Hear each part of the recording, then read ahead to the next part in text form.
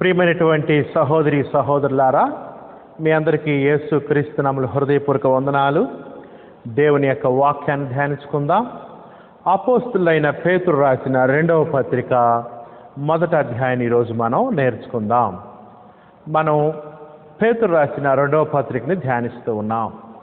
పేతురు రాసిన 2వ పత్రిక యొక్క పరిచయాన్ని, దాని యొక్క బ్యాక్గ్రౌండ్ని, దాని యొక్క చరిత్రని, ఏ సమయంలో ఎవరు రాశారు, ఎవరికి రాశారు, ఏ సమయంలో రాయబడిందో ఆ యొక్క పరిచయాన్ని నేను ఒక పాఠంగా చెప్పాను.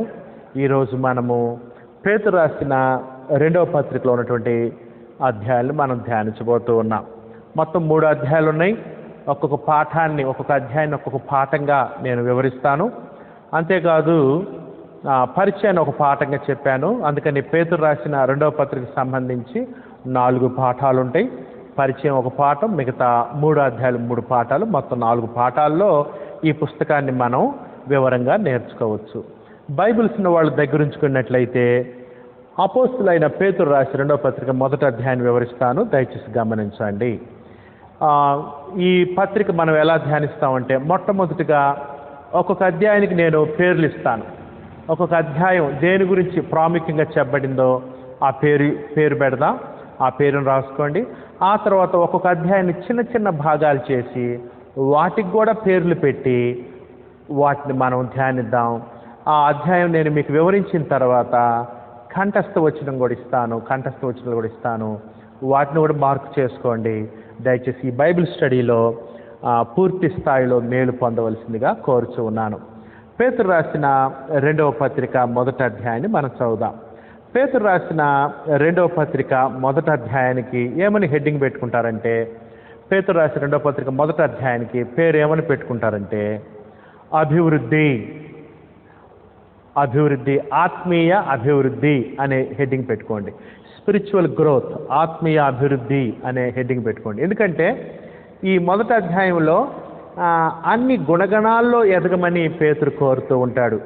అన్ని లక్షణాల్లో, దైవ లక్షణాల్లో ఎదగమని, దైవ స్వభావంలో పాలివారు కమ్మని పేతురు కోరతాడు. కాబట్టి ఆత్మీయ అభివృద్ధి అనేటువంటి పేరు ఆ యొక్క అధ్యాయానికి పెట్టుకుంటే బాగుంటుందని నేను ఇష్టపడుతూ ఉన్నాను.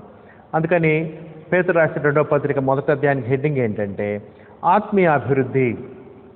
తర్వాత 1వ అధ్యాయాన్ని డివైడ్ చేద్దాం, చిన్న చిన్న భాగాలు చేద్దాం. ఆ తర్వాత నేను ఆ వచనాలు మీకు వివరిస్తాను. మొదటి భాగం, పేతురు రాసిన 1వ పత్రిక, పేతురు రాసిన 2వ పత్రిక 1వ అధ్యాయం 1వ వచనం నుంచి 4 వచనాలు, మొదటి 4 వచనాలు ఒక భాగం. ఈ మొదటి భాగానికి ఏమని హెడ్డింగ్ పెట్టుకుంటారంటే విశ్వాసులకు వందనములు, విశ్వాసులకు శుభాకాంక్షలు అనే పేరు దయచేసి పెట్టుకోవాల్సిందిగా కోరుచున్నాను. పేతురు రాసిన 1వ పత్రిక మొదటి 4 వచనాలు, పేతురు రాసిన 2వ పత్రిక, క్షమించండి, పేతురు రాసిన 2వ పత్రిక 1వ అధ్యాయము మొదటి 4 వచనాలు ఒక భాగం. ఆ భాగానికి హెడ్డింగ్ ఏమని పెట్టుకుంటారంటే విశ్వాసులకు శుభాకాంక్షలు, విశ్వాసులకు వందనములు అనేటువంటి విషయాన్ని పేతురు ఇక్కడ తెలియజేస్తుంది మొదటి 4 వచనాల్లో. ఆ తర్వాత 2వ భాగం, మొత్తం మనం పేతురు రాసిన 2వ పత్రిక 1వ అధ్యాయం 4 భాగాలు చేస్తున్నామండి. 2వ భాగం 1వ అధ్యాయము 5వ వచనం నుంచి 11వ వచనం వరకు, 5వ వచనం నుంచి 11వ వచనం వరకు 2వ భాగం. ఈ 2వ భాగానికి ఏమని పేరు పెట్టుకుంటారంటే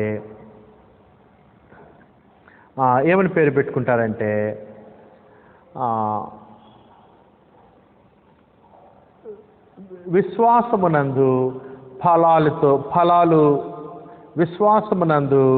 ఫలాలు కలిగి అభివృద్ధి చెందుట, విశ్వాసమునందు ఫలాలు కలిగి అభివృద్ధి చెందుట, విశ్వాసమునందు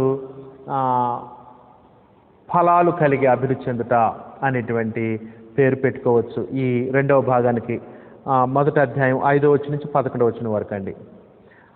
ఫలాలు కలిగి అభివృద్ధి పొందటం, విశ్వాసంలో, క్రైస్తవ విశ్వాసంలో మనము ఫలాలు కలిగి అభివృద్ధి చెందాలి. ఇటువంటి ఫలాలు ఫలించాలి. విశ్వాసములో ఫలాలు ఫలించుట అని కూడా పెట్టుకోవచ్చు.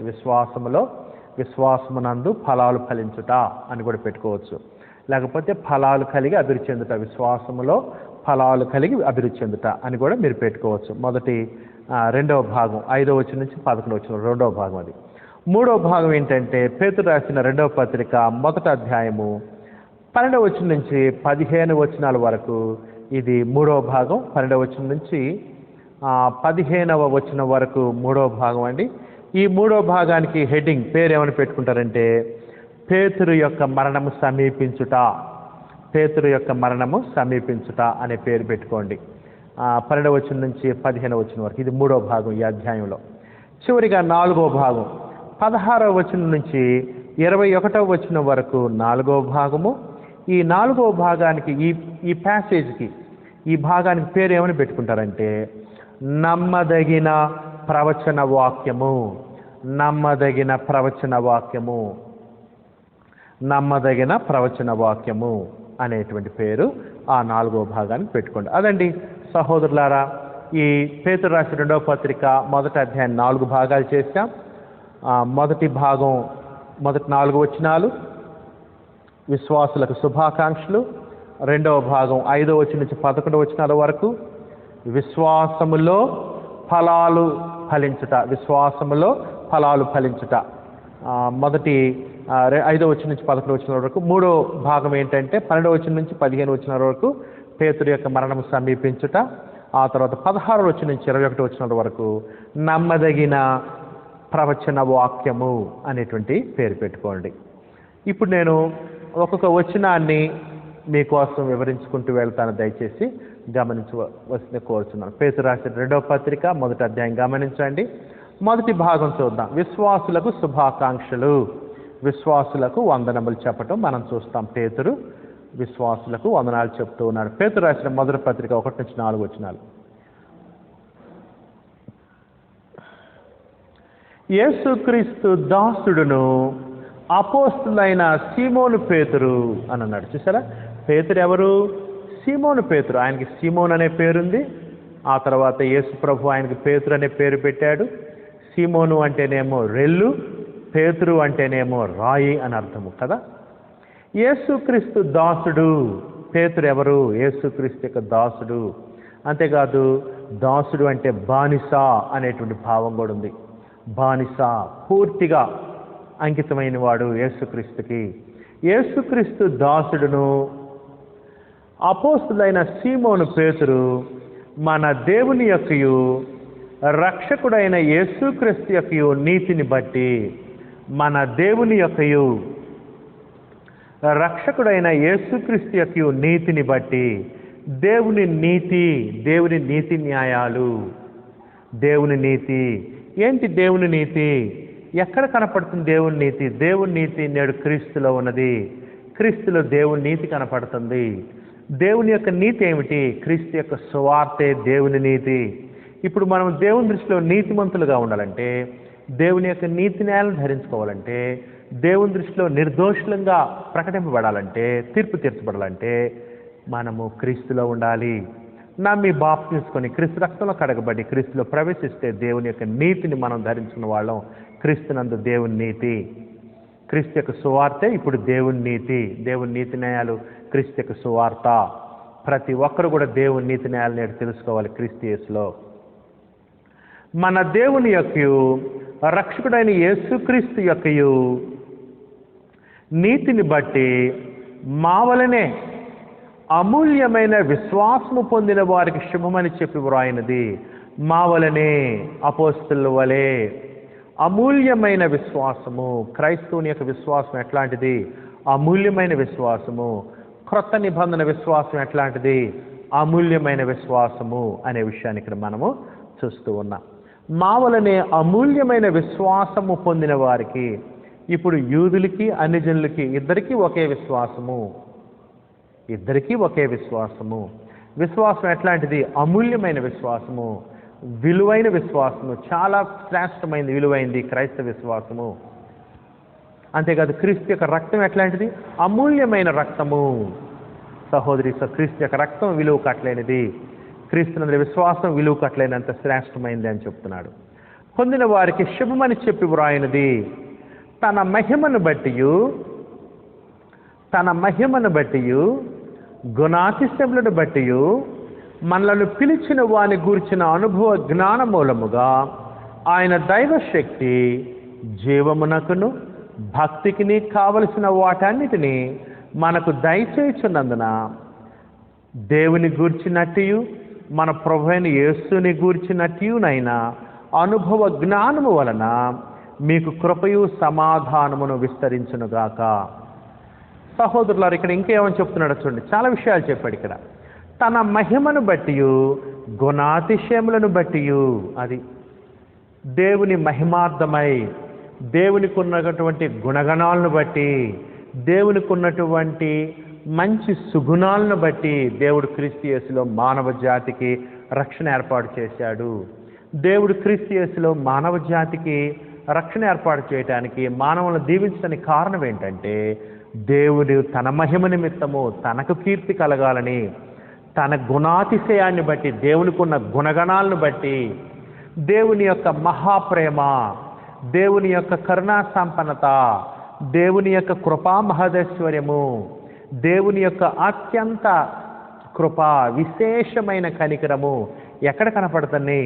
క్రీస్తులో కనపడుతున్నాయి, క్రొత్త నిబంధనలో కనపడుతున్నాయి. క్రీస్తు ద్వారా దేవుడు అంత గొప్ప దీవెనల్ని మానవ జాతికి అనుగ్రహిస్తున్నాడు. పాప క్షమాపణ, రక్షణ, క్రొత్త జీవితము, దేవునితో సహవాసము, సంబంధము, కుమారత్వము, పరలోకము, నిత్యత్వము, వారసత్వము, ఇటువంటి గొప్ప శ్రేష్టమైనటువంటి దీవెనలన్నీ కూడా దేవుడు క్రీస్తు యేసులో ఇస్తున్నాడు. ఈ విధంగా దేవుడు క్రీస్తు యేసునందు ఇటువంటి ప్రణాళిక కలిగి ఉండడానికి కారణం ఏంటంటే, ఆయనకున్నటువంటి గుణాతిశయాలు, ఆయన యొక్క మహిమను బట్టి, ఆయన గొప్పతనాన్ని బట్టి, ఆయన యొక్క సుగుణాలను బట్టి దేవుడు ఈ రక్షణ సంకల్పం మానవ జాతికి ఏర్పాటు చేశాడు. అందును బట్టి దేవుడిని మనం ఎల్లప్పుడూ స్తుతించాలి. ఆయన ప్రేమను బట్టి, ఆయన కరుణను బట్టి, ఆయన క్షమాపణ బట్టి, ఆయన దయను బట్టి, ఆయన కృపను బట్టి, ఆయన ఇచ్చే ఐశ్వర్యాన్ని బట్టి, ఆయన చూపించిన దయ, జాలి, కనికరాన్ని బట్టి ఎప్పుడు మనం స్తుతించాలి దేవుడిని. దేవునికి ఎంతో రుణపడి ఉన్నాము. తన మహిమను బట్టి, గుణాతిశయమును బట్టి మనలను పిలిచిన వాని గూర్చిన, ఎవరు మనల్ని పిలిచారు? దేవుడు పిలిచాడు. ఎలా పిలిచాడు? క్రీస్తు యొక్క సువార్త ద్వారా పిలిచాడు. 2 తెస్సలోనికీయులకు 2:14 ఉంది. క్రీస్తు యొక్క సువార్త ద్వారా మనం పిలిచాడు. ఎక్కడికి పిలిచాడు? లోకంలో నుంచి పరలోకంలోనికి, ఈ లోకం నుండి పరలోకం వైపు ప్రయాణించడానికి పిలిచాడు. క్షయమైన దీవెన నుంచి అక్షయమైన స్థితికి పిలుస్తున్నాడు. శాశ్వతమైన దీవెన వైపు పిలుస్తున్నాడు. మనను పిలిచిన వాని గూర్చిన అనుభవ జ్ఞానమూలముగా, అది దేవుని గూర్చిన జ్ఞానం కలిగి ఉండాలి మనము. ఇంకా ఆయన దైవ శక్తి, దేవుని యొక్క శక్తి, దేవుని యొక్క జ్ఞానము మనకు ఏమేమి అనుగ్రహిస్తుంది? ఆయన దైవ శక్తి, దేవుని యొక్క శక్తి జీవమునకును భక్తికి నీ కావలసిన వాటన్నిటినీ మనకు దయచేస్తున్నందున దేవుని యొక్క శక్తి మనకి జీవాన్ని ఇస్తుంది. క్రీస్తు యేసులో క్రొత్త జీవితాన్ని, భక్తిని కూడా ఇస్తుంది. రెండింటిని ఇస్తుంది. క్రొత్త జీవితాన్ని ఇస్తుంది, నిత్య జీవితాన్ని ఇస్తుంది, ఆత్మీయ జీవితాన్ని ఇస్తుంది. భక్తి, దేవుని పట్ల భయము, భక్తి ఉన్నటువంటి జీవితాన్ని కూడా దేవుడు అనుగ్రహిస్తుంది. దేవుని యొక్క శక్తి మనకి జీవితాన్ని ఇస్తుంది, క్రొత్త జీవితాన్ని, జీవాన్ని, భక్తి శ్రద్ధలను కూడా, దేవుని యొక్క భయభక్తులను కూడా దేవుని యొక్క శక్తి ఇస్తుంది. దేవుని యొక్క శక్తి ఎక్కడ బయలుపడింది? సువార్తను గురించి నేను సిగ్గుపడిన వాను కాను, ఏలయనగా నమ్ము ప్రతి వానికి రక్షణ కలుగు చేయుటకు అది దేవుని శక్తి అయి ఉన్నది. క్రీస్తు యొక్క సువార్త దేవుని యొక్క శక్తి. నేడు రోమా 1:16 మనం చూస్తున్నాం. ఆ క్రీస్తు యొక్క సువార్త మనకి జీవాన్ని ఇస్తుంది, గొప్ప భక్తి కలిగిన జీవితాన్ని కూడా అనుగ్రహిస్తుంది.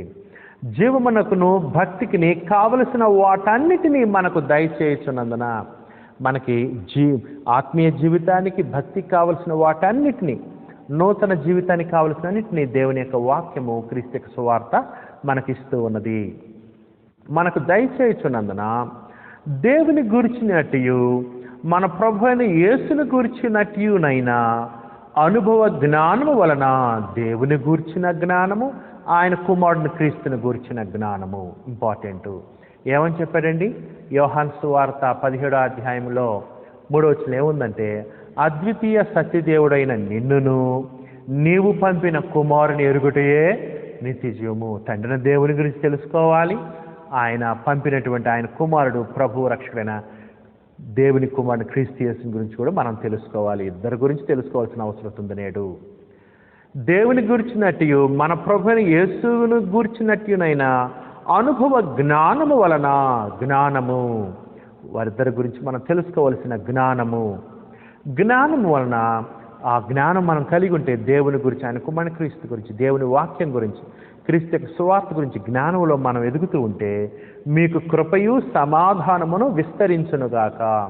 ఎప్పుడైతే దేవుని జ్ఞానంలో మనం ఎదుగుతూ ఉంటాం అప్పుడు దేవుని కృప, కరుణ, క్రీస్తు యొక్క సమాధానము, జాలి మన మీద విస్తరిస్తుంది.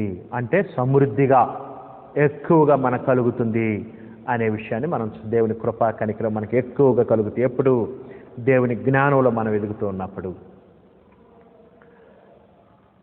ఆ మహిమ గుణాతిశయములను బట్టి, దేవునికి ఉన్నటువంటి దేవుని యొక్క మహిమను బట్టి, దేవుని యొక్క ఘనతను బట్టి, గుణాతిశయములను బట్టి, దేవునికి ఉన్నటువంటి గుణగణాలను బట్టి, ఆ మహిమ గుణాతిశయాలను బట్టి ఆయన దేవుడు మనకు క్రైస్తవులకు అమూల్యములను, అదిగోండి అమూల్యమైన విశ్వాసము, అమూల్యమైన రక్తము, అమూల్యమైనటువంటి వాగ్దానాలు దేవుడు మనకిచ్చాడు. అమూల్యమైన వాగ్దానాలు దేవుడు క్రీస్తు యేసులో చేసిన వాగ్దానాలు, దేవుడు క్రీస్తు యేసులో మనకిచ్చేవి డబ్బులతో లెక్కగట్టలేము, విలువ కట్టలేనటువంటివి, శాశ్వతమైన దీవెనలు, నిత్య మహిమతో కూడిన దీవెనలు, అడుగులు పట సఖ్యము కాని ఐశ్వర్యము క్రీస్తునందు, లెక్కింప సఖ్యము కాని ఐశ్వర్యాన్ని దేవుడు క్రీస్తు యేసులో మనకు అనుగ్రహిస్తున్నాడు అని చెప్తున్నాడు.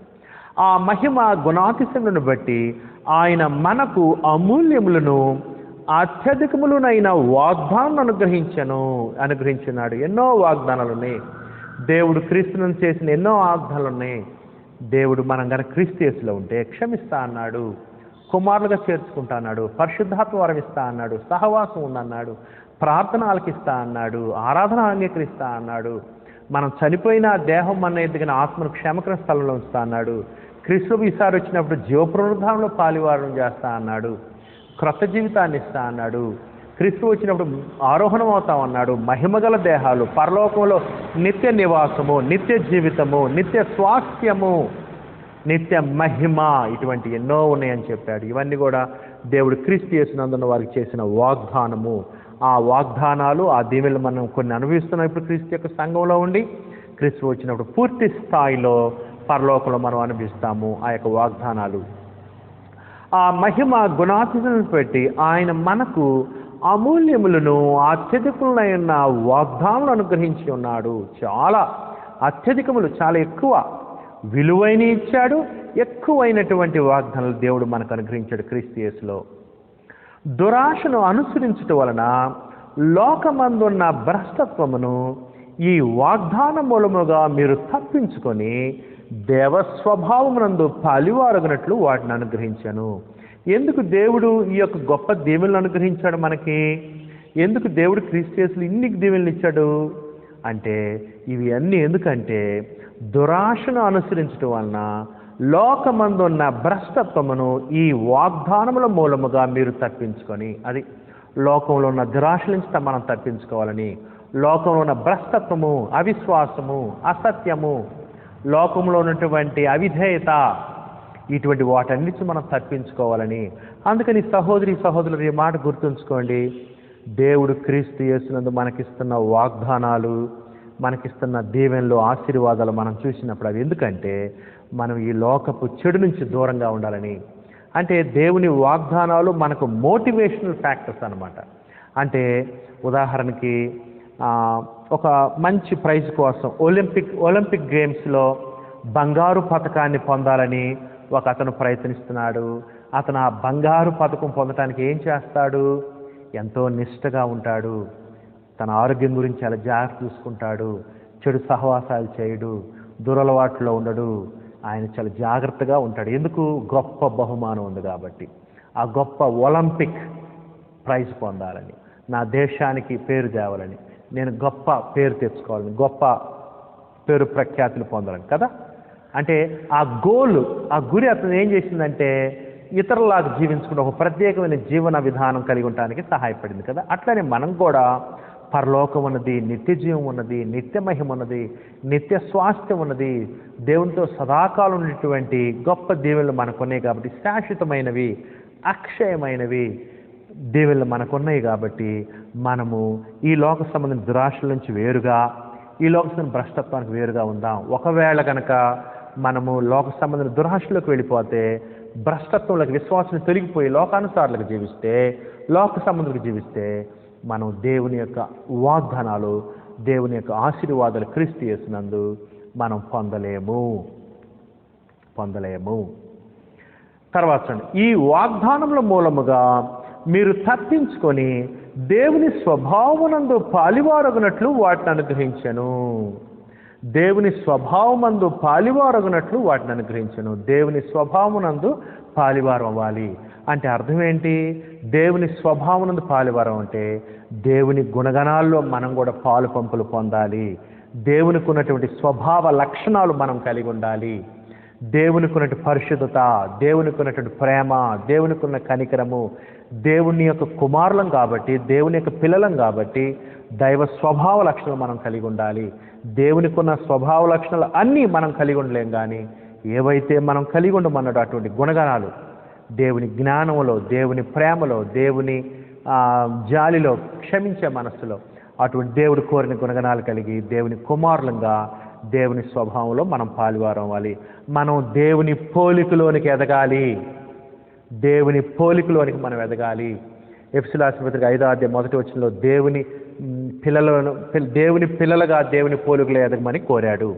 నవీన స్వభావాన్ని ధరించుకోవటము, దేవుని పోలిక కలిగి ఉండటం, దేవుని స్వభావ లక్షణాలు మనం కలిగి ఉండవలసినటువంటి వారమైన. ఎప్పుడైతే వాక్యాన్ని వింటూ ఉన్నామో, వాక్యాన్ని నేర్చుకుని దాన్ని అనుసరిస్తున్నాము, మనం దేవుని కుమారులంగా, కుమార్తెలంగా అభివృద్ధి చెందుతాము.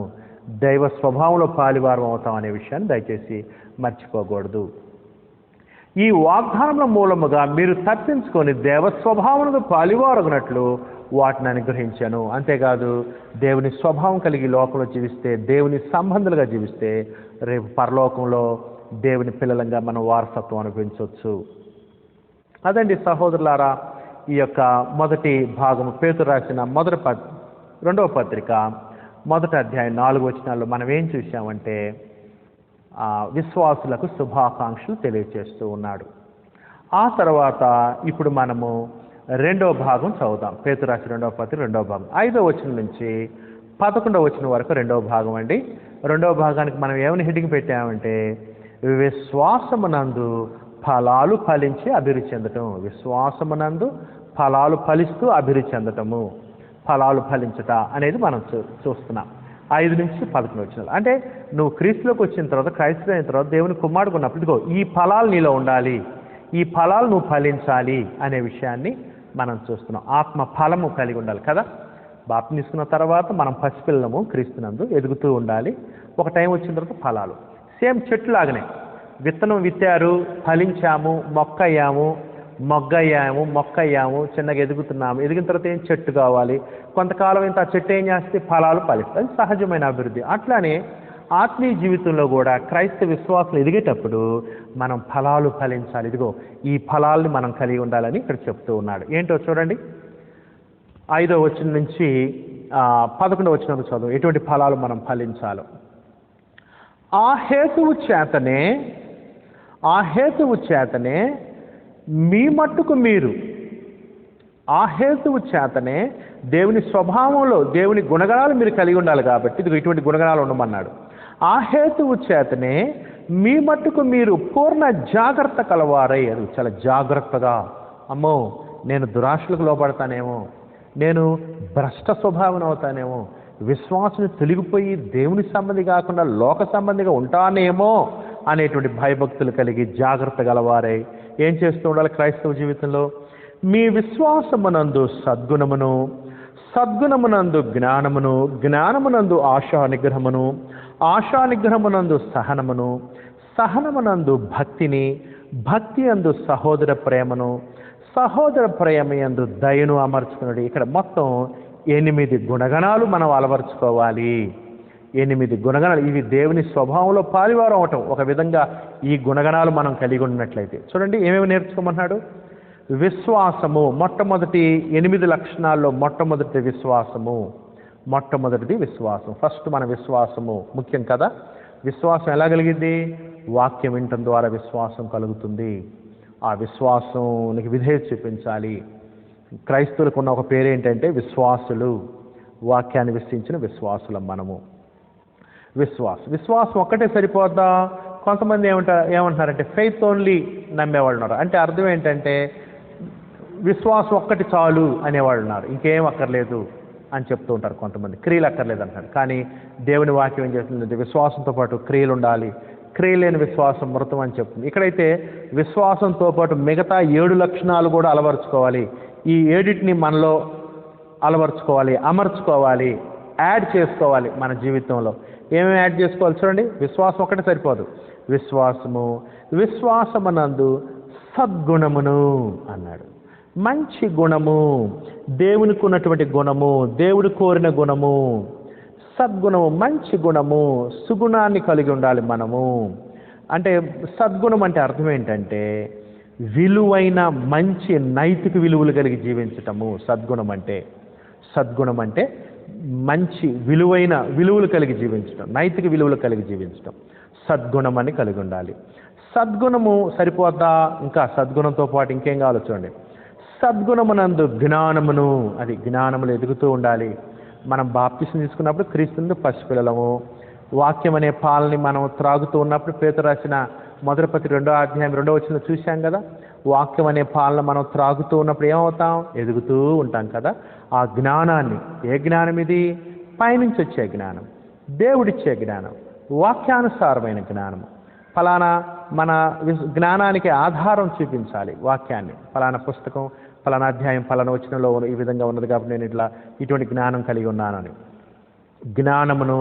జ్ఞానం కలిగి ఉండాలంటే దేవుని వాక్యం ధ్యానించాలి, సంఘ కూడికలకు వెళ్ళాలి, బైబిల్ స్టడీస్ చేయాలి, వ్యక్తిగతంగా చదువుకోవాలి, ఆయా ప్రసంగాలు, పాఠాలు వింటూ ఉండాలి. తర్వాత జ్ఞానమునందు ఆశలు నిగ్రహించుకోవాలి.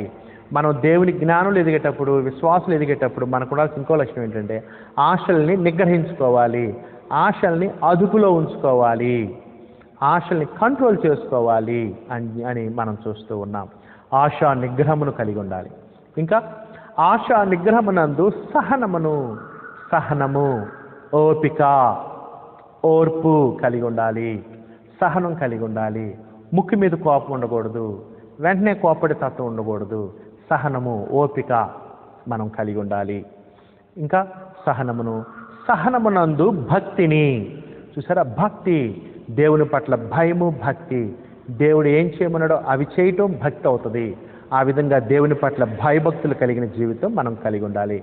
భక్తిహీనులంగా జీవించకూడదు, భక్తిపరులంగా ఉండాలి. భక్తిలో ఎదగొచ్చు, రోజు రోజుకి భక్తిలో ఎదగొచ్చు. క్రొత్తగా బాప్తిసం పొందినప్పుడు నీ భక్తి శ్రద్ధలు వేరు, కాలం గడిచేకొంది ఇంకా భక్తిలో ఎదగొచ్చు. తర్వాత భక్తి యందు సహోదర ప్రేమను, రక్షించబడిన తర్వాత తోటి క్రైస్తవుల్ని ప్రేమించటము, సహోదర ప్రేమ. ఇంట్లో అన్నదమ్ములు, అక్క చెల్లెలు ఎటువంటి ప్రేమ కలిగి ఉంటారు? అటువంటి ప్రేమ సంఘంలో సహోదరుల పట్ల కూడా మనం కలిగి ఉండాలి. సహోదర ప్రేమ అన్నిటికంటే ముఖ్యమైనదని కూడా మనం చూసాం. సహోదర ప్రేమ యందు దయను అమర్చుకొనడి. దయ, జాలి, కనికరము, కరుణ ఇటువంటి అమర్చుకోవాలి. ఈ 8 లక్షణాలు మనం కలిగి ఉండాలి. ఏదో ఒకటి కలిగి ఉండటం కాదు, 8 కలిగి ఉండాలి. అమర్చుకోండి అన్నాడు. ఇంగ్లీష్లో యాడ్ చేసుకోండి అన్నాడు. సహోదరులారా, క్రైస్తవ జీవితం ఎట్లాంటిదంటే ఎడిషన్స్, సబ్ట్రాక్షన్స్తో కూడింది క్రైస్తవ జీవితం.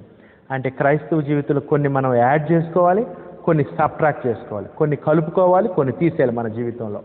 ఇదే క్రైస్తవ జీవితం. రోజు మనం ఆత్మీయంగా ఎదిగేటప్పుడు కొన్ని కలుపుకుంటూ కొన్ని తీసేస్తూ ఉండాలన్నమాట. చెడ్డ గుణగణాలని మనం తీసేసుకుంటూ మంచి గుణగణాలని అలవర్చుకుంటూ అమర్చుకుంటూ ఉండాలి. ఇదే క్రైస్తవ జీవితం, ఎదుగుతూ ఉండాలి. ఆ తర్వాత దయచేసి 8వ వచనం చూడండి సహోదరులారా. 8వ వచనం, ఇవి మీకు కలిగి విస్తరించినలా, ఇవి మీకు కలిగి విస్తరించిన, వీటిలో బాగా ఎక్కువగా అభివృద్ధి చెందాలి, ఓవర్ఫ్లో అవ్వాలి. ఈ లక్షణాలు అధికంగా మనం కలిగి ఉండాలి. ఈ లక్షణాలు కలిగి ఉంటే ఎక్కువగా ఎదగవలసిన వారమైన అది మన ప్రభు అయిన యేసుక్రీస్తుని గురించిన అనుభవ జ్ఞానం విషయంలో మిమ్మును సోమరులైనను నిష్ఫలైనను కాకుండా చేయును. అది ఈ లక్షణాలు కలిగి ఉంటే మీరు ఫలాలు కలిగి ఉన్నట్టు, మీరు సరైన రీతిలో ఎదుగుతున్నట్టు. ఈ లక్షణాలు కనుక లేకపోయినట్లయితే మనం సోమరులము, ఆత్మీయంగా నిష్ఫలము, ఎటువంటి ఫలాలు లేవు, ఎటువంటి ఫలాలు లేని వాళ్ళం. ఎంతో కాలం అవుతుంది చెట్టు నాటి, మరి పెద్ద మ్రానైంది కానీ ఫలాలు లేవు, ఎట్లాగుంటుంది? అట్లానే పరిస్థితి మనది కూడా కాకుండా చేయను. తర్వాత 9వ వచనం, ఇటువంటి గుణగణాలు మనం అత్యధికంగా ఎదగాలి.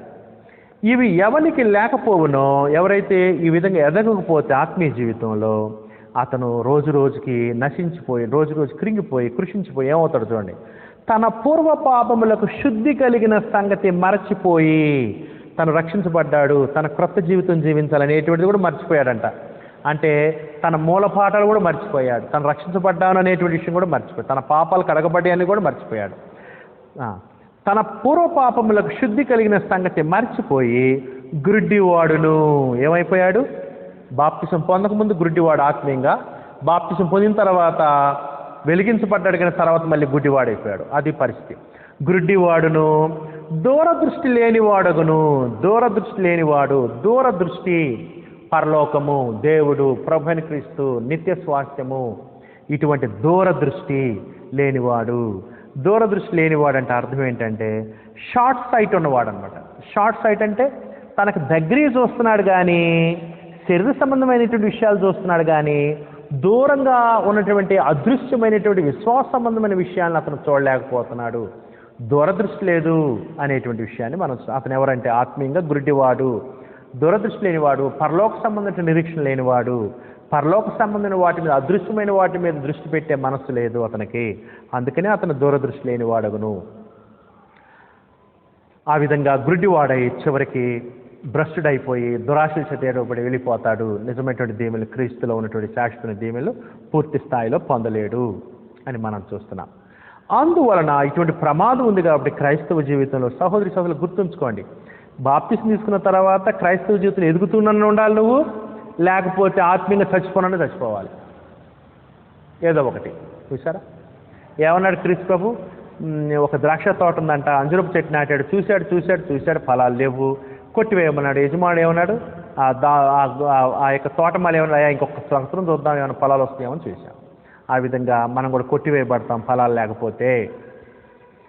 తర్వాత చూడండి, అందువలన సహోదరులారా, ఇటువంటి ప్రమాదం ఉంది కాబట్టి రక్షణ పొందిన క్రైస్తవుడు అభివృద్ధి చెందవచ్చు, లేకపోతే రక్షణ పోగొట్టుకోవచ్చు, అవకాశం ఉంది. దయచేసి జాగ్రత్తగా ఉండాలి. మనం ఆ రక్షణ కాపాడుకోవాలి అంటే ఎదగవలసిన అవసరం ఉంది క్రైస్తవునికి. అందువల్ల సహోదరులారా, మీ పిలుపును, దేవుడు మనల్ని పిలిచాడు, క్రైస్తవులు పిలువబడినవారు సువార్త ద్వారా క్రీస్తునందు. ఏర్పాటును, క్రైస్తవులు ఏర్పాటు చేయబడినవారు క్రైస్తవులు. ఏర్పాటును నిశ్చయం చేసుకుంటూ మరి జాగ్రత్త పడి జాగ్రత్తగా ఉండాలి, లేకపోతే తక్కువటానికి అవకాశం ఉంది.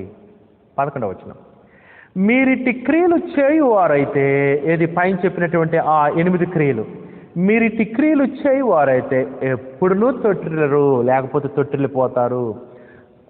లోకంలో ఒక తప్పుడు సిద్ధాంతం ఉంది, వన్స్ సేవ్డ్ ఆల్వేస్ సేవ్డ్ అని. అంటే ఒకసారి రక్షించబడితేనంట ఇక ఎప్పుడు రక్షించబడ్డట్టేనంట, ఎట్ట జీవించిన కాదు. ఒకసారి రక్షించబడిన తర్వాత మరలా తప్పిపోవటానికి అవకాశం ఉంది, రక్షణ పోగొట్టుకోవటానికి అవకాశం ఉంది. మీరిటి క్రియలు చేయవారితో ఎల్లప్పుడూ తొట్టిల్లరు, అలాగున మన ప్రభువును రక్షకుడైన యేసుక్రీస్తు యొక్క నిత్యరాజ్యములో ప్రవేశం మీకు సమృద్ధిగా అనుగ్రహింపబడెను. నిత్యరాజ్యము అంటే ఇది పరలోక రాజ్యము. యేసుక్రీస్తు యొక్క నిత్యరాజ్యములో ప్రవేశము అంటే మనం క్రీస్తు యొక్క సంఘంలో సభ్యులమైనప్పుడు దేవుని రాజ్యంలో ఉన్నట్టు. అంతేగా దేవుని రాజ్యంలో నమ్మకం ఉంటే నిత్యరాజ్యము, పరలోకంలో కూడా ప్రవేశిస్తాము. దేవుని యొక్క రాజ్యంలో, క్రీస్తు యొక్క సంఘంలో నమ్మకంగా ఉండకపోతే మనం ఆ నిత్యరాజ్యంలో, ఆ పరలోకంలో మనము ప్రవేశించము. ఈ మాట గుర్తుంచుకోండి. క్రీస్తు యొక్క సంఘములో, భూలోకంలో ఉన్నటువంటి క్రీస్తు యొక్క సంఘంలో నమ్మకంగా ఉంటేనే పరలోకము. క్రీస్తు యొక్క సంఘంలో నమ్మకం లేకపోతే తొలగిపోతే పరలోకం లేదు అనే విషయాన్ని దయచేసి గమనించుకోండి. పరలోకానికి ద్వారం ఏంటంటే క్రీస్తు ద్వారా, ఆయన సంఘము ద్వారా. మీరిటి క్రియలు చేయవారు ఎల్లప్పుడూ తొట్టుల్లో అలాగున మన ప్రభువును రక్షణని యేసుక్రీస్తు యొక్క నిత్యరాజ్యంలో ప్రవేశం మీకు సమృద్ధిగా అనుగ్రహింపబడను. నిత్యరాజ్యంలో ప్రవేశం మీకు సమృద్ధిగా అనుగ్రహించి ఎప్పుడైతే మనం రక్షణ పొందామో అప్పుడు మనం పరలోకంలో కూర్చున్నట్టు, పరలోకంలో మన పౌరసత్వం ఉన్నట్టు. అయితే ఆ పౌరసత్వాన్ని పోగొట్టుకుంటాం మరణం వరకు నమ్మకంగా ఉండకపోతే. అందుకని సహోదరులారు కొంతమంది అంటారు, మరి మనం రక్షణ పొందినప్పుడే క్రీస్తు రాజ్యంలో సభ్యులమయ్యాం కదండి, మరలా వేరే రాజ్యంలో ప్రవేశం మీకు సమృద్ధి కలిగిద్ది అంటున్నాడు. ఏంటంటే పరలోకము యేసుక్రీస్తు యొక్క నిత్యరాజ్యంగా కూడా చెప్పబడింది. సంఘము పరలోక రాజ్యంగా చెప్పబడింది. మత్తయి సువార్త 16-18 వచనాలు. పరలోకం కూడా పరలోక రాజ్యంగా చెప్పబడింది. ఇక్కడ పేతురు రాసిన 2వ పత్రిక 1వ అధ్యాయము 11వ వచనంలోను. అంతేకాదు తిమోతికి రాసిన 2వ పత్రిక, అపోస్తలుడైన పౌలు తిమోతి రాసిన 2వ పత్రిక 4వ అధ్యాయము 18వ వచనంలో కూడా పరలోకము పరలోక రాజ్యంగా చెప్పబడింది అక్కడ కూడా. దీన్ని బట్టి మనం క్రీస్తు యొక్క రాజ్యంలో ఉండటమే కాదు, ఆ శాశ్వత పరలోక రాజ్యంలో కూడా మనం ప్రవేశించాలి. ఈ రాజ్యంలో నమ్మకం ఉంటే ఆ రాజ్యంలో ప్రవేశం.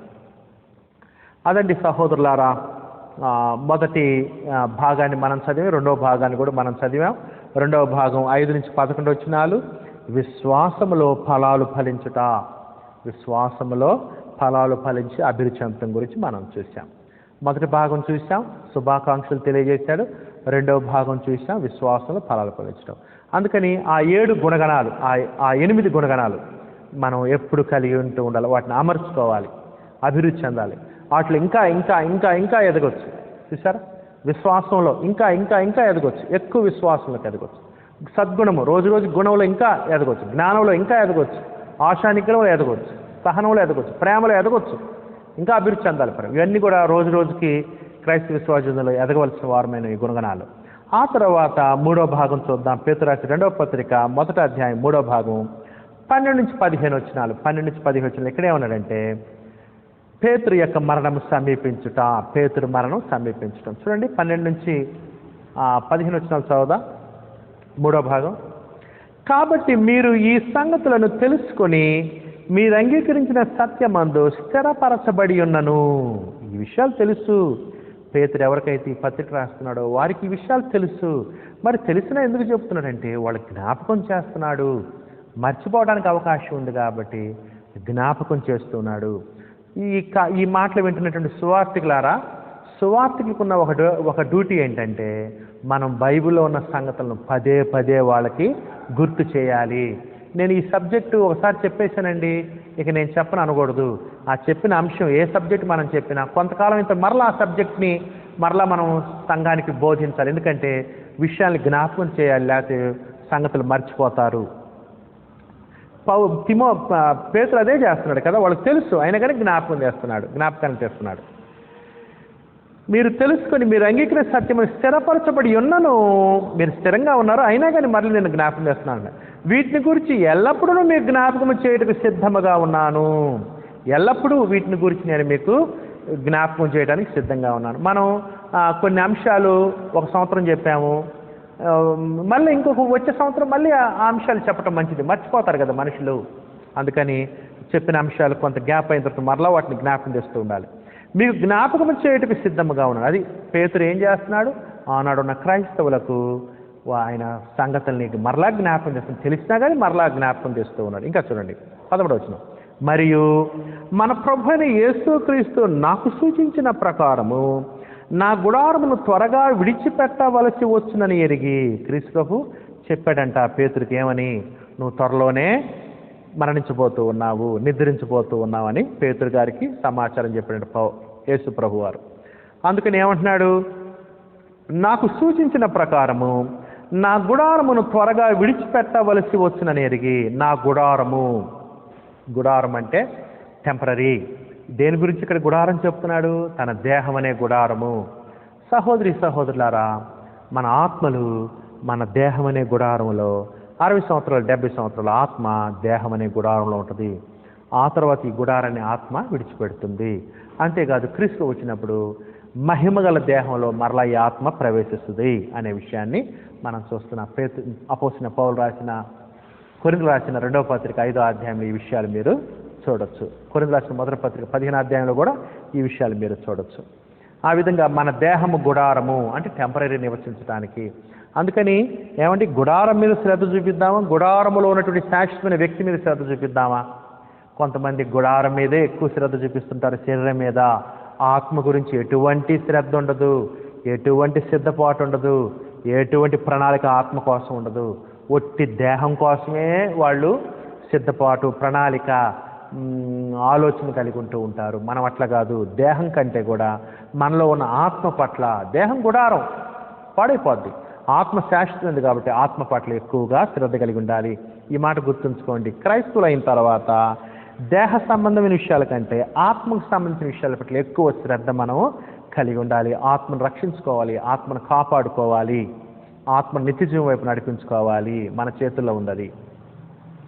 నా గుడారమును త్వరగా విడిచిపెట్టవలసి వచ్చిన ఎరిగి నేను ఈ గుడారములో ఉన్నంత కాలము, అది సహోదరి సహోదరులు, ఈ దేహ జీవితం ఎట్లాంటిది?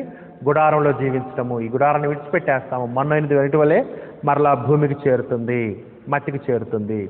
ఈ గుడారములో ఉన్నంత కాలము, ఎంతకాలం ఉంటాం గుడారంలో? 60 సంవత్సరాలు, 70 సంవత్సరాలు మహా ఉన్నంతకాలం ఏం చేస్తారంట? ఆయన జీవించినంతకాలం శరీరధారిగా ఈ సంగతులను జ్ఞాపకము చేసి మిమ్మను రేపుట న్యాయమని ఎంచుకొనుచున్నాను. సహోదరి సహోదరులరా, గుర్తు, సువార్తలను మనం అదే చేయాలి. సువార్త ఈ దేహంలో ఉన్నంతకాలము సువార్తను ప్రకటిస్తూ ఉండాలి ఇతరులకి. దయచేసి గుర్తుంచుకోండి. ఇతరులకు మనం దేవుని యొక్క వాక్యం చెప్తూ ఉండాలి, జ్ఞాపకం చేస్తూ ఉండాలి. రేపుట న్యాయమని అంటే ప్రోత్సహించటం, హెచ్చరించడం, గద్దించడం, ఖండించడం, బుద్ధి చెప్పటం, ఇవన్నీ చేయాలి వాక్యం ద్వారా. పేతురు గారు అదే చెప్తున్నాడు. పేతురుని ఏమని కోరాడు క్రీస్తు ప్రభువు? ఇదేగా కోరింది. పేతురు, నా గొర్రెల్ని మేపు పేతురు అన్నాడు. పేతురు గారు అక్షరాలుగా ఆ మాట నెరవేరుస్తున్నాడు. ఆయన చనిపోయేంత వరకు అంట ఈ విషయాన్ని జ్ఞాపకం చేస్తాను అంటున్నాడు. ప్రోత్సహిస్తాను, హెచ్చరిస్తాను, బుద్ధి చెప్తానని చెప్తున్నాడు.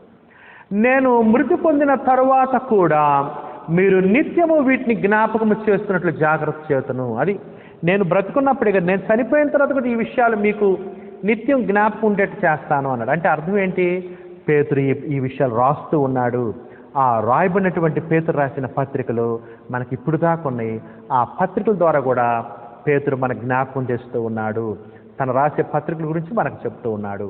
మృతి చెందిన తర్వాత కూడా మీరు నిత్యము వీటిని జ్ఞాపకం చేస్తున్నట్లు, అది ఎప్పుడు మనం జ్ఞాపకం తెచ్చుకోవాలి దేవుని సంగతుల్ని. ఎల్లప్పుడూ క్రైస్తవులకు బాప్తిజం తీసుకున్న దగ్గర నుంచి మరణించేంత వరకు, లేదా క్రీస్తు వచ్చేంత వరకు ప్రభు చెప్పిన మాటలు మనం ఎప్పుడు జ్ఞాపకం తెచ్చుకోవాలి. ఈ విషయాలు నాకు తెలుసులే అనేటువంటి నిర్లక్ష్యంతో మనం ఉండకూడదు.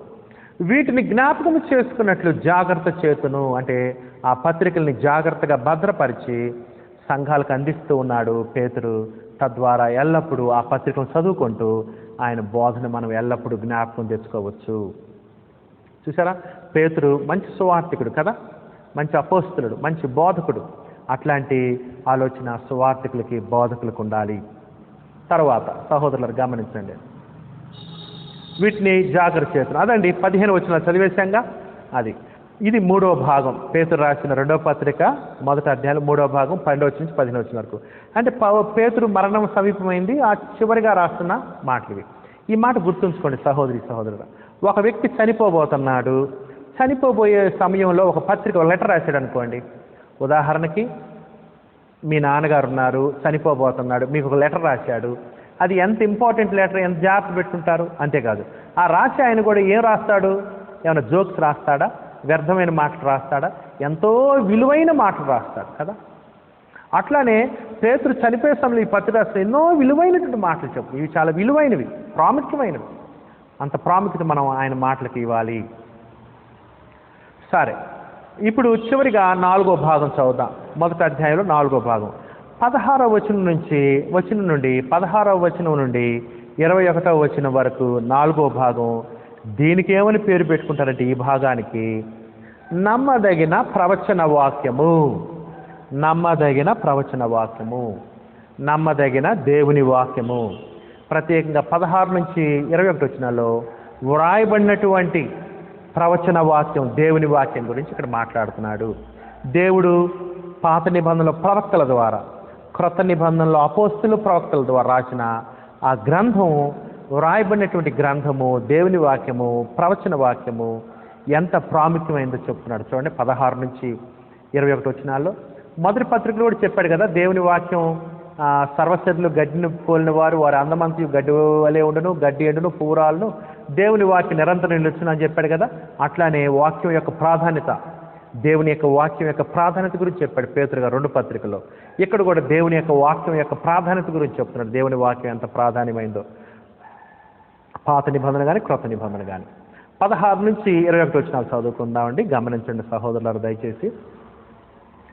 ఏలయనగా చమత్కారముగా కల్పించిన కథలను అనుసరించి మన ప్రభువైన యేసుక్రీస్తు యొక్క శక్తిని, ఆయన రాకడను మేము మీకు తెలుపలేదు.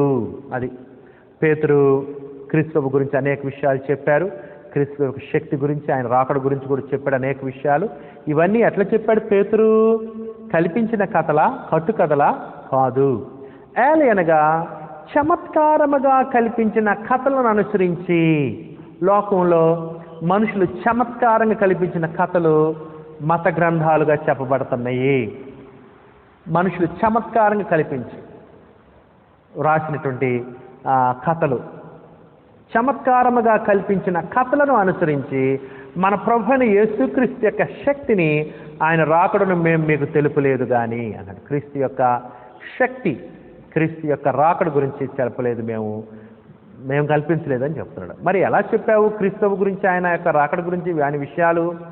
ఆయన మహాత్యమును మేము కన్నులారా చూచిన వారమై తెలిపితిమి. అది మేమేదో కల్పించి రాసినాం, ఇది కళ్ళారా చూచాము, చెవులారా విన్నాము అంటే అర్థం ఏంటంటే, మేము చెప్పేది సాక్ష్యం ఇచ్చే సంగతులు, ఏదో కల్పించిన కథ కాదు, ఇది సాక్ష్యం ఇస్తున్నాము. మా కళ్ళారా చూచాము, చెవులారా విన్నా, మా చేతులు తాకి చూచినయి క్రీస్తు ప్రభుని, ఆయన గొప్ప అద్భుత కార్యాలని రుచి చూచి చెప్తున్నాము. ఆయన మహాత్యమును మేము కనులారా చూచిన వారమై తెలిపితిమి. ఈయన నా ప్రియ కుమారుడు, ఈయన యందు నేను ఆనందించుతున్నాను అను శబ్దము మహా దివ్య మహిమ నుండి ఆయన యొద్దకు వచ్చినప్పుడు, క్రీస్తు దగ్గరికి, తండ్రి దేవుని వలన ఘనతయు మహిమయు ఆయన పొందగా. మత్తయి సువార్త 17వ అధ్యాయంలో ఈ ఇన్సిడెంట్ ఉంది. పేతురు, యోహాను, యాకోబు కొండ మీదకి క్రీస్తుతో పాటు వెళ్తారు. అక్కడ క్రీస్తు గొప్ప మహిమలో ప్రత్యక్షం అవుతాడు. మోషే, ఏలియా యేసు ప్రభుతో మాట్లాడుతూ ఉంటారు. 3 పర్ణశాలను కడతారని పేతురు అంటాడు.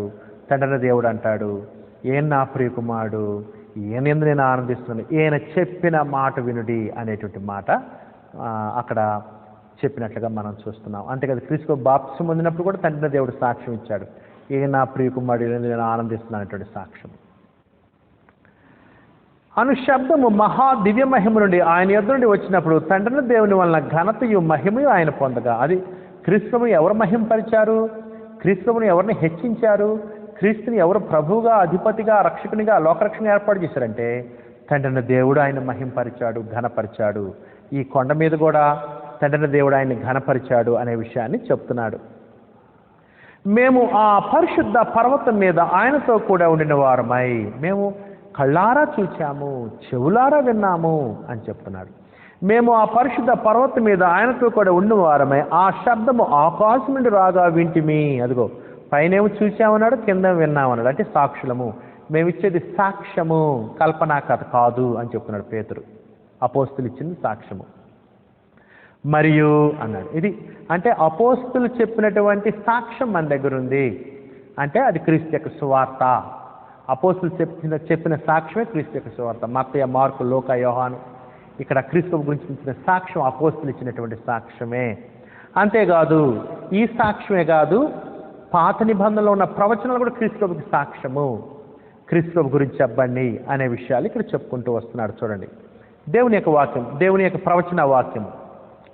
మరియు అన్నాడు, అదే కాదు మా సాక్ష్యం కదా, ఇంకా మరియు ఇంతకంటే స్థిరమైన ప్రవచన వాక్యం మనకున్నది అన్నాడు. ఇంతకంటే ఏంటి?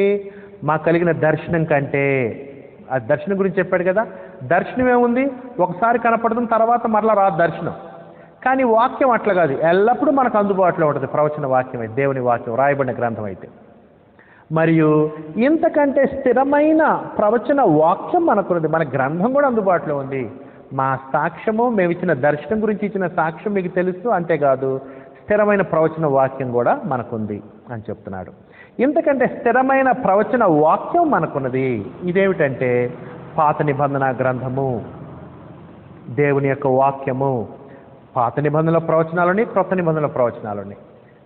ప్రవచన వాక్యము, దేవుని యొక్క వాక్యం ఉంది. క్రీస్తు యొక్క గొప్పతనం గురించి మనం అపోస్తులు ఇచ్చిన సాక్షిలోనే కాదు, అపోస్తులు ఇచ్చిన సాక్షిలోనే కాదు, మనం పాత నిబంధనలు కూడా క్రీస్తు యొక్క గొప్పతనం, ఆయన శక్తి, ఆయన గొప్పతనం గురించి మనం నేర్చుకోవచ్చు. మరి ఎందుకంటే స్థిరమైన ప్రవచన వాక్యం మనకున్నది. యేసుక్రీస్తు ప్రభు గురించి సుమారు 456 ప్రవచనాలున్నాయి పాత నిబంధనలు. అంత గొప్పగా పాత నిబంధన క్రీస్తుని గురించి సాక్ష్యం ఇచ్చింది. ఆ వాక్యం కూడా రుజువు. అందుకని క్రీస్తు ప్రభువుకి సాక్ష్యం ఎవరెవరు? అపోస్తులు సాక్ష్యం ఇచ్చారు, తండ్రి దేవుడు సాక్ష్యం ఇచ్చాడు, ఈయన నా ప్రియకుమారుడని. పరిశుద్ధాత్మ సాక్ష్యం ఇచ్చాడు, పౌరం వల్ల దిగి వచ్చి ఆయన మీద వ్రాలి. అంతేకాదు పాత నిబంధన సాక్ష్యం ఇచ్చింది. ఎలాగంటే ప్రవచనాల ద్వారా. ఎందుకంటే స్థిరమైన ప్రవచన వాక్యం మనకున్నది. మన దగ్గర దేవుని గ్రంథం ఉంది, దేవుని వాక్యం ఉంది, అది కూడా ఒక సాక్ష్యము. తెల్లవారి వేకువ చుక్క మీ హృదయములో ఉదయించు వరకు ఆ వాక్యము, తెల్లవారి వేకువ చుక్క మీ హృదయములో ఉదయించు వరకు ఆ వాక్యము చీకటి గల చోటన వెలుగిచ్చు దీపమైనట్టున్నది. సహోదరి సహోదరులారా, మీ అందరికీ తెలుసు, గొర్రెల కాపర్లు గొర్రెలను కాస్తూ ఉంటారు, చీకట్లో రాత్రి పొలాల్లో కాస్తూ ఉంటారు, చలిమంటేసుకొని కాస్తూ ఉంటారు. గొర్రెల కాపర్లు దేనికోసం ఎదురు చూస్తూ ఉంటారంటే వేకువ చుక్క కోసం చూస్తూ ఉంటారు. వేకువ చుక్క ఎప్పుడైతే వాళ్ళకి వేకువ చుక్క కనపడిందో అమ్మయ్య తెల్లారింది అని వారు అనుకుంటారు, పగలొచ్చేసింది అని. ఎట్లాగైతే గొర్రెల కాపర్లు వేకువ చుక్క కోసం ఎదురు చూస్తూ ఉంటారో, అప్పుడు దాకా ఆ చలిమంటలో ఆ దీపంలో ఉంటారో, అట్లానే ఇక్కడ చెప్తూ ఉన్నాడు. ఎందుకంటే స్థిరమైన ప్రవచన వాక్యం మనకున్నది. తెల్లవారి వేకువ చుక్క మీ హృదయంలో ఉదయించు వరకు. క్రీస్తు ప్రభు వేకువ చుక్కగా చెప్పబడ్డాడు. ఎక్కడ? ప్రకటన గ్రంథము 22వ అధ్యాయము, ప్రకటన గ్రంథం 22వ అధ్యాయం 16వ వచనంలో క్రీస్తు వేకువ చుక్కగా కనపడ్డాడు, వేకువ చుక్కగా చెప్పబడ్డాడు. తెల్లవారి వేకువ చుక్క మీ హృదయంలో ఉదయించు వరకు. అది క్రీస్తు ప్రత్యక్షమయ్యేంత వరకు, క్రీస్తు మనకు ప్రత్యక్షమయ్యేంత వరకు, మనం క్రీస్తు చెంతకు చేరేంత వరకు, ఆ తెల్లవారి వేకువ చుక్క ప్రత్యక్షమయ్యేంత వరకు, తెల్లవారి వేకువ చుక్క మీ హృదయంలో ఉదయించు వరకు. అప్పుడు దాకా ఏం చేయాలి? ఆ వాక్యము, దేవుని వాక్యము, ప్రవచన వాక్యము, దేవుడు రాయించిన గ్రంథము, ఆ వాక్యము చీకటి గల చోటున వెలుగిచ్చు దీపమైనట్టున్నది. వేకువ చుక్క వచ్చేదాకా దీపం ఎట్లా ప్రయోజనమో, క్రీస్తు వచ్చేంత వరకు మన దగ్గర ఉన్న గ్రంథము, దేవుని వాక్యము, బైబిల్ మనకు అంత దీపంలాగా పనిచేస్తుంది. క్రీస్తు వేకువ చుక్క అయితే దేవుని వాక్యం దీపము. నీ వాక్యము నా పాదములకు దీపమును, నా త్రోవకు వెలుగై ఉన్నది అన్నాడు కీర్తనకారుడు, కీర్తన 119, 105 వచనంలో. అందుకని క్రీస్తు ప్రత్యక్షమయ్యేంత వరకు చక్కగా వాక్యాన్ని మనం చదువుకోవచ్చు. పాత నిబంధనలో ప్రవచనాలు ఉన్నాయి, క్రొత్త నిబంధనలు ఆ ప్రవచనాలు నెరవేరినాయి. క్రొత్త నిబంధనలు ప్రవచనాలు ఉన్నాయి క్రీస్తు యొక్క రాకడ గురించి. ఈ విధంగా ప్రవచన వాక్యం మన దగ్గర ఉంది కాబట్టి క్రీస్తు ప్రభు మొదటి రాక గురించి ప్రవచనాలు, రెండో రాకడ గురించి ప్రవచనాలు, పాత నిబంధనల ప్రవచనాలు, క్రొత్త నిబంధనల ప్రవచనాలని ఈ ప్రవచనం జాగ్రత్త చదువుకుంటూ విశ్వాసంతో దీపం వాక్యం క్రీస్తు వచ్చేంత వరకు మనం మరణించదలేదు. క్రీస్తు వచ్చేంత వరకు మన ఆత్మీయ జీవితానికి దీపం ఏంటంటే దేవుని వాక్యము. ఈ వాక్యాన్ని ఏం చేయాలి మనము? మీ హృదయంలో ఉదయించే వరకు ఆ వాక్యము చీకటి గల చోటున, లోకం చీకటిలో ఉంది, లోకం పాపంలో ఉంది, ఈ పాప లోకంలో దేవుని వాక్యం వెలుగుగా దీపంగా మనకు పనిచేస్తుంది. వెలుగిచ్చు దీపమైనట్టున్నది దేవుని వాక్యం మనకు దీపము. సహోదరి సహోదరులకు దయచేసి వెలుగు లేకపోతే ఎట్లా ఉంటుందో మన జీవితం ఆలోచించండి. అసలు వెలుగు లేకపోతే ఏమన్నా పని చేయగలమా? అసలు కదలగలమా? అట్లానే ఆత్మ సంబంధమైన లోకంలో, ఈ పాప లోకంలో మనం వెలుగు జీవితాన్ని జీవించాలంటే దేవుని వాక్యం ఎంతో అవసరం. దేవుని వాక్యం కనుక లేకపోతే మనిషి అజ్ఞానంలో ఉంటాడు, మూఢనమ్మకాల్లో ఉంటాడు, మూఢాచారాల్లో ఉంటారు. దేవుని బైబిల్ కనుక ఈ లోకంలో లేకపోతే మనుషులు ఎంత అజ్ఞానంలో ఉండేవాళ్ళో మీకు చెప్పలేను. భారతదేశం కొన్ని వేల సంవత్సరాలుగా మూఢనమ్మకాల్లో, మూఢాచారాల్లో ఉన్నటువంటి లోకము. ఇప్పుడు కూడా మరి ఇంత జ్ఞానం కనపడుతున్నప్పటికీ ఇంకా కొన్ని ఆచారాలు పోవట్లేదు. అంటే దాన్ని బట్టి ఎంత అజ్ఞానంలో ఉన్నామో చూడండి. అట్లాంటి అజ్ఞానపు లోకములో దేవుని వాక్యం మనకి వెలుగునిస్తుంది, జ్ఞానాన్ని ఇస్తుంది. ఆ దీపం పట్టుకొని మనం ఎప్పుడు రాత్రిపూట ఎప్పుడు దీపం పట్టుకుని వెళ్తాం కదా మనం ఎక్కడికి వెళ్ళినా, అట్లనే ఎప్పుడు వాక్యం మన దగ్గర ఉంచుకొని చదువుకుంటూ ధ్యానిస్తూ ఉండాలి. ఆ వాక్యము చీకటి గల చోటున వెలుగిచ్చు దీపమైనట్టున్నది. దాని యందు మీరు లక్ష్యం ఉంచినట్ల మీకు మేలు. అది దాని యందు లక్ష్యం ఉంచండి. దేవుని ప్రవచన వాక్యం మీద, దేవుడిచ్చిన గ్రంథం మీద లక్ష్యం ఉంచండి, శ్రద్ధ ఉంచండి, ఆసక్తి ఉంచండి. ఆ వాక్యాన్ని పాలులాగా పసిపిల్లలు ఎట్లయితే పాలు అపేక్షిస్తారు అట్లా మీరు వాక్యాన్ని అపేక్షించి జ్ఞానంలో ఎదగండి. లోక జ్ఞానం వద్దు, దేవుని జ్ఞానంలో ఎదగండి. సహోదరులారు, ఈ పత్రికలో జ్ఞానము అనే మాట 16 సార్లు చెప్పాడు. అంటే దాని అర్థం దేవుని వాక్య జ్ఞానంలో ఎదగాలండి. దేవుని వాక్యం ధ్యానించడం ఎంత ఎక్కువ శ్రద్ధ చూపిస్తున్నాడో చూడండి. పేతురు, మీరు లక్ష్యం ఉంచినట్ల మీకు మేలు. అది దేవుని వాక్యమందు లక్ష్యం ఉంచాలి. దేవుని వాక్యాన్ని ధ్యానిస్తూ పరిశీలిస్తూ పరిశోధిస్తూ ఉండాలి. మీకు మేలు, మంచిది అని చెప్తున్నాడు. తర్వాత 20-21 వచ్చినారండి. ఒకడు తన ఊహను బట్టి చెప్పుట వలన లేఖనములో ఏ ప్రవచనమును పుట్టదని మొదట గ్రహించుకునవలెను. మొట్టమొదట గ్రహించుకోవాల్సిన విషయం ఏంటంటే, పాత నిబంధనలో ప్రవచనాలు కానీ క్రొత్త నిబంధనలో ప్రవచనం కానీ ఏ ప్రవచనం అయినా బైబిల్ ఉన్నటువంటి ప్రవచనాలు దేవుని వాక్యము మనిషి ఆలోచించి, మనిషి ఊహించి, మనిషి సొంతగా రాసింది కాదు, మనిషి నుంచి వచ్చింది కాదు.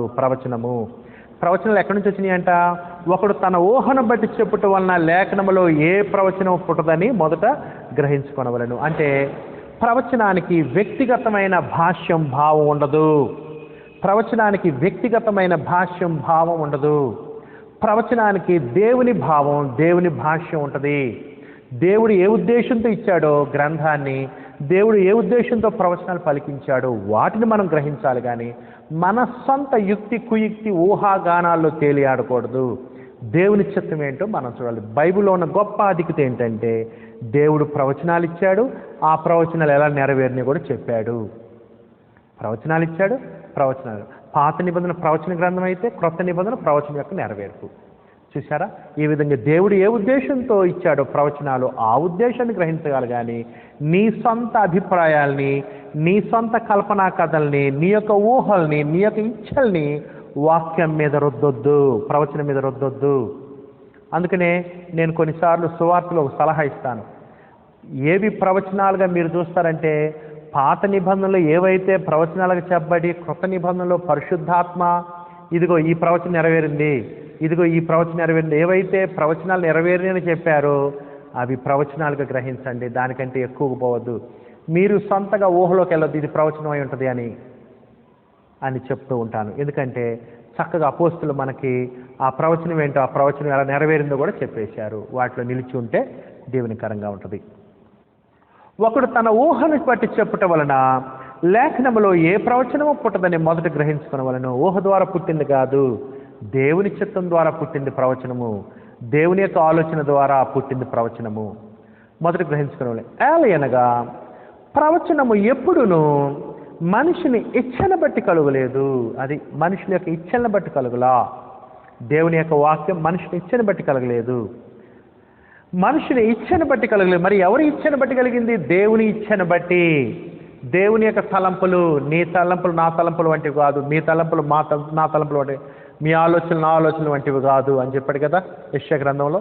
అట్లానే ఇవన్నీ కూడా దేవుని మనస్సులో పుట్టినవి, దేవుని యొక్క ఇష్ట ప్రకారంగా ఉన్నవి అని చెప్తున్నాడు. ప్రవచనాలని కూడా మనిషిని ఇచ్చను బట్టి కలుగలేదు. కానీ మనుష్యులు పరిశుద్ధాత్మ వలన ప్రేరేపింపబడిన వారై, మనుషులు ఏమి చేయలేదు, చెబుతుంటే రాశారు అంతే.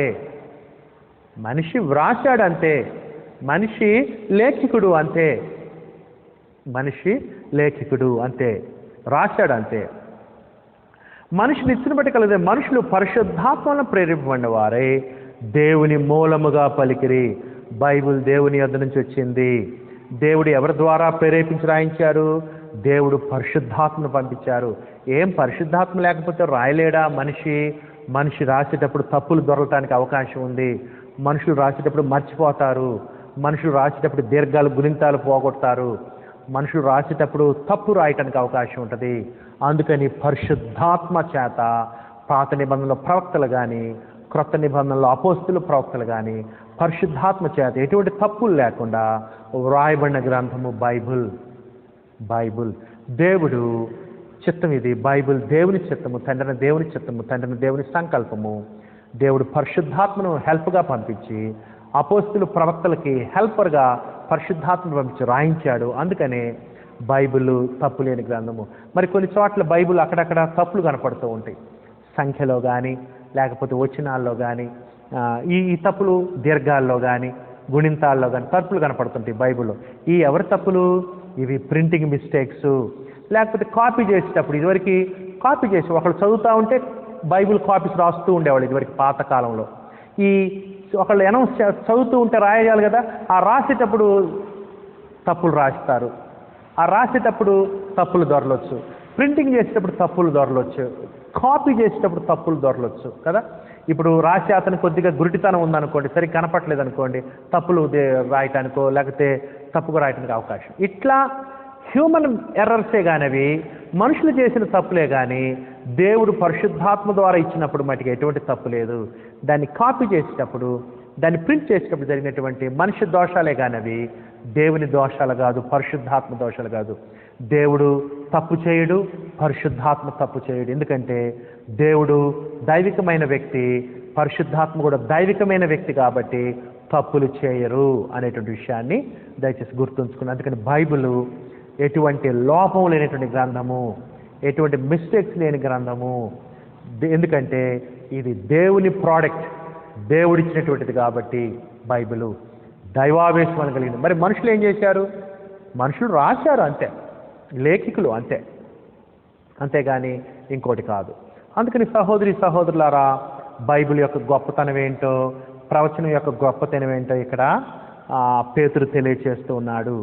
పేతురు దేవుని వాక్యం యొక్క ఔన్నత్యం గురించి చెప్పాడు. మొదటి పత్రికలు కానీ రెండో పత్రికలు. ఎందుకు చెప్పాల్సి వచ్చింది? దేవుని వాక్యాన్ని ధ్యానించండి, జ్ఞానం ఎదగండి. దేవుని వాక్యాన్ని ఇది మనిషి ఊహను బట్టి కలిగింది కాదు, చమత్కారం కల్పించిన కథలు కాదు ఇవి, మేము సాక్షాత్తు చూసి చెప్తున్నామని. ఎందుకు ఈ విధంగా వాక్యం మీద చూపిస్తున్నాడు? వాక్యం ముందు లక్ష్యం ఉంచమంటున్నాడు. ఎందుకంటే ఆనాడు రకరకాల జ్ఞానాలు, రకరకాల ఆచారాలు, రకరకాల పుస్తకాలు ఆనాడు అమల్లో ఉన్నాయి, ఆనాడు అందుబాటులో ఉన్నాయి. ఇవేవి కాదు, ఇవంతా లోక సంబంధమైనవి. దేవుడిచ్చింది దేవుని యొక్క గ్రంథము బైబిల్. దాన్ని మీరు బాగా చదువు, ఆ జ్ఞానంలో మీరు ఎదగండి అని పేతురు ఇక్కడ నొక్కి పలుకుతూ ఉన్నాడు. అందుకని సహోదరులారా, పేతురు రాసిన మొదటి పత్రికలో మనం చూస్తూ ఉన్నాము. 4వ భాగం, పేతురు రాసిన 2వ పత్రిక 1వ అధ్యాయం 4వ భాగాన్ని కూడా చూశాము. దేవుని యొక్క ప్రవచన వాక్యము నమ్మదగినది అని చెప్పాడు. మొదటి పత్రికలో ఏమో దేవుని వాక్యం శాశ్వతమైందని చెప్పాడు, ఇక్కడేమో నమ్మదగినది అని చెప్పాడు కదా.